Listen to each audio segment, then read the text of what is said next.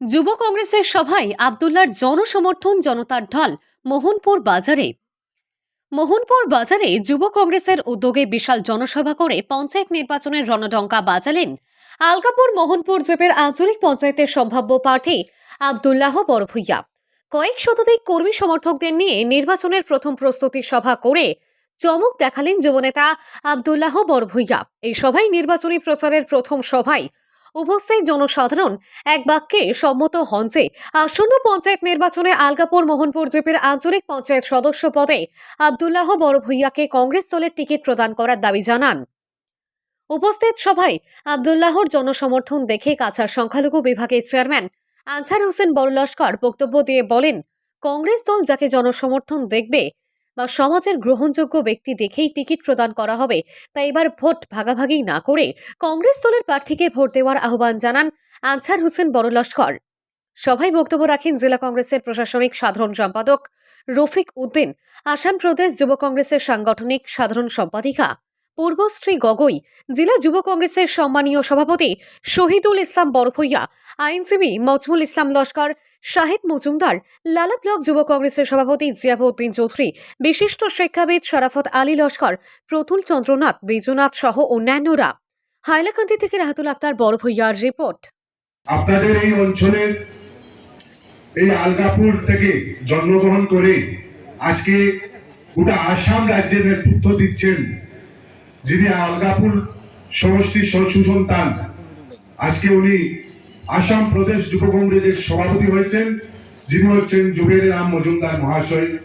আমি প্রথমে আপনাদের এই অঞ্চলের আপনাদের ঘরের ছেলের পক্ষ থেকে আপনাদের কাছে ক্ষমা প্রার্থী। আজকে উনি আসতে না পারায় আমাদেরকে এখানে ডাকিয়ে পাঠিয়েছেন, কারণ হঠাৎ করে আসাম প্রদেশ কমিটির সভাপতি মাননীয় ভূপেন কুমার বরা ওনাকে ফোন করেছেন, ইমিডিয়েটলি গুয়াহাটি যেতে হয়। উনি আজকে সঙ্গে সঙ্গে গুয়াহাটিতে চলে গিয়েছেন, আবার কালকে সকালে উনি আবার আলগাপুর সমষ্টিতে উপস্থিত হবেন। তাই আজকে উনি আসতে না পারায় আমি আপনাদের কাছে ক্ষমা প্রার্থী, আপনারা ক্ষমার চোখে দেখবেন। তো আপনারা জানেন আজকের এই সভা, আমরা জানি যুব কংগ্রেস কমিটি, হাইলাকান্দি যুব কংগ্রেস কমিটি অনেকদিন থেকে প্রত্যেকটা অঞ্চলে প্রত্যেকটা জিপিতে সভা সমিতি করে যাচ্ছে। সেটার মূল কারণ হচ্ছে আমরা জানি আগামী কয়েকদিনের ভিতরে আসাম রাজ্যে পঞ্চায়েত নির্বাচন অনুষ্ঠিত হতে যাচ্ছে, তারপরে হচ্ছে আমাদের 26-এর বিধানসভা নির্বাচন। তো আমরা প্রত্যেকটা জেলায়, আসামের মধ্যে প্রত্যেকটা জেলায় যুব কংগ্রেস কমিটি যেভাবে এগিয়ে যাচ্ছে, যেভাবে সংগঠনকে শক্তিশালী করে তুলছে, এর মধ্যে একটি অংশ হচ্ছে হাইলাকান্দি জেলা যুব কংগ্রেস কমিটি। আমি আজকে এই হাইলাকান্দি জেলা যুব কংগ্রেস কমিটি সহ সভাপতিকে ধন্যবাদ জানাই।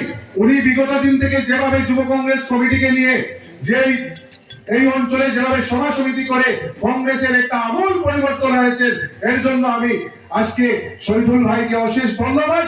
এবং আসাম প্রদেশ যুব কংগ্রেস কমিটির কর্মকর্তারা যেভাবে আজকে গুয়াহাটি থেকে এসে এই আপনাদের অঞ্চলে কংগ্রেসকে শক্তিশালী করে তোলার জন্য আপনাদের অঞ্চলে এসে প্রায় জায়গায় জায়গায় গিয়ে সভা সমিতি করছেন, আজকে ওনাদেরকেও আমি ধন্যবাদ জানাই।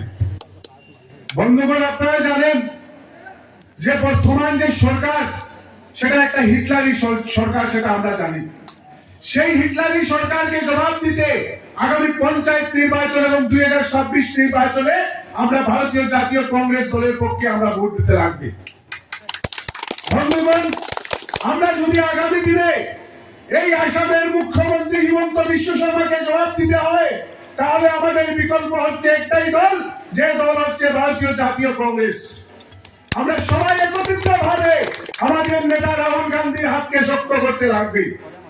আজকে যে বিজেপি সরকার, আপনারা জানেন যে হিমন্ত বিশ্ব শর্মার আসামের যে সরকার কয়েকদিন পর পর একটা অমানবিক বিল আমাদের উপরে এনে চাপিয়ে দিচ্ছেন, সেই বিরুদ্ধে প্রতিবাদ করতে হলে আগামী পঞ্চায়েত এবং 2026-এর নির্বাচনে আমরা জবাব দিতে লাগবে। বন্ধুগণ, আপনারা জানেন এই যে আলগাপুর সমষ্টি, সেখানে বিধায়ক রয়েছেন, আপনারা নিশ্চয়ই জানেন ওরা বিজেপির এজেন্ট হয়ে কাজ করছেন। আজকে ইউডিএফ আপনারা জানেন বিজেপির একটা বি টিম। আজকে ইউডিএফ কে আমরা প্রথম শেষ করতে লাগবে। এইবার পঞ্চায়েত নির্বাচনে আপনারা কতদিন ইউডিএফ কে সে ভরাট নদীতে বিসর্জন দিতে লাগবে। আমরা প্রথমে ফাইট করতে হবে বিজেপির সঙ্গে নয়, আমরা প্রথমে ফাইট করতে হবে ইউডিএফ এর সঙ্গে। এই ইউডিএফ আসামের মুসলমানের একটা বড় শত্রু। আজকে বিজেপির এজেন্ট হয়ে কাজ করছেন, সেটা আপনারা নিশ্চয় জানেন। বিগত দিনে দেখেছেন আরো একটা দল বেরিয়েছে, শুধু সংখ্যালঘু এলাকায় গিয়ে গিয়ে সভাপতি করছে, অখিল গগৈর দল। ওনার কোনো ক্ষমতা নেই কোন একটা হিন্দু বাঙালি এলাকায় গিয়ে সভাপতি করা। ওরা জানে শুধু সংখ্যালঘু এলাকায় এসে শুধু সংখ্যালঘুর মাথার উপরে কিভাবে সংখ্যালঘু মানুষের ভোট বিভাজন করা, সেই উদ্দেশ্যে এই অখিল গগৈ বেরিয়েছেন। এবং অখিল গগৈ প্রত্যেকটা সংখ্যালঘু এলাকায় গিয়ে আপনারা দেখবেন সভা সমিতি করছেন। উনার ক্ষমতা নেই হিন্দু বাঙালি এলাকায় গিয়ে সভা সমিতি করা। আজকে কংগ্রেস দল আপনারা জানেন একটা ধর্ম নিরপেক্ষ দল, জাতি ধর্ম বর্ণ নির্বিশেষে সবাইকে নিয়ে চলেছে, যেটার নাম হচ্ছে ভারতীয় জাতীয় কংগ্রেস। তো আমাদের বিশ্বাস আগামী পঞ্চায়েত নির্বাচনে দলের হাইকমান্ড যাকে প্রার্থী করবে, আমরা হাতের প্রতীক নিয়ে আমরা ওনাদের কাছে আপনাদের কাছে আসবো। আমরা আপনারা হাত প্রতীক চিহ্নে ভোট দিয়ে বিপুল ভাবে কংগ্রেসী প্রার্থীদেরকে জয়ী করার জন্য আমি আপামর জনসাধারণের কাছে অনুরোধ রাখছি। বন্ধুগণ, আপনারা জানেন এই অঞ্চলের মানুষ, আপনারা শিক্ষিত মানুষ, আপনারা বিবেকবান মানুষ, আপনারা যাকে চাইবে দল তাকে টিকিট দিবে। উড়ে এসে জুড়ে বসে কাউকে টিকিট দেবে না। যারা আপনাদের সঙ্গে আছে, যারা গ্রামের মানুষ তাকে চাইবে, তাকেই কংগ্রেস দল টিকিট দেবে। এখানে আমাদের এপিসিসি নেতৃস্থানীয় ব্যক্তিবর্গ বসে আছেন, আমরা ওনাদেরকে অনুরোধ করব, আমরা জেলা সভাপতিকে অনুরোধ করব, আমি যুব কংগ্রেস সভাপতিকে অনুরোধ করব, আপনারা যাকে চাইবেন দল তাকেই টিকিট দেব। কিন্তু আপনাদের দায়িত্ব এই যে ইউডিএফ, আপনারা কি চান না বিজেপিকে ধ্বংস করতে?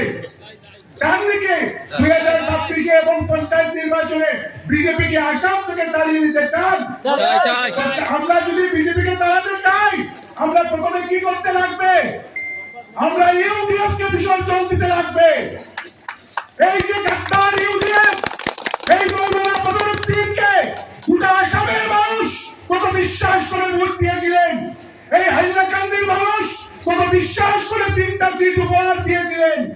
তার বদলতে আজকে হিমন্ত বিশ্ব শর্মা এজেন্ট হয়ে কাজ করেছিলেন, রাজ্যসভায় ভোট দিয়েছিলেন বিজেপির পক্ষে। সেটা কি আমরা ভুলে গিয়েছি? আমরা কি ভুলে গিয়েছি?